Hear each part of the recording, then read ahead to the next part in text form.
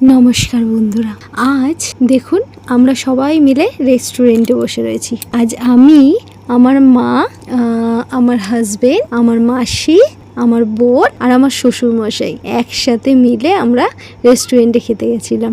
আর শ্বশুরমশাই এখনো খাচ্ছে, আমাদের খাওয়া শেষ।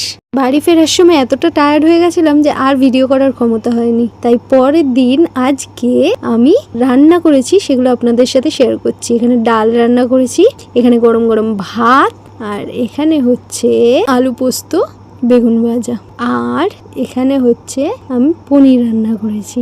তো এই সবটা রান্না করার পর আমি বেরিয়ে পড়েছি রাস্তায়। আর সেখানে আজকে একটা অভূতপূর্ব জিনিস দেখলাম।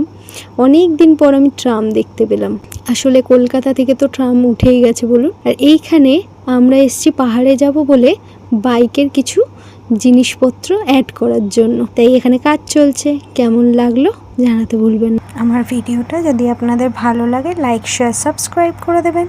আর আমার বাইকটা সাজানো গোছানোর পর পাহাড়ে নিয়ে যাওয়ার জন্য রেডি হলো কিরকম করে আর কেমন দেখতে লাগছে সেটা আপনাদের সাথে নেক্সট ভিডিওতে শেয়ার করছি।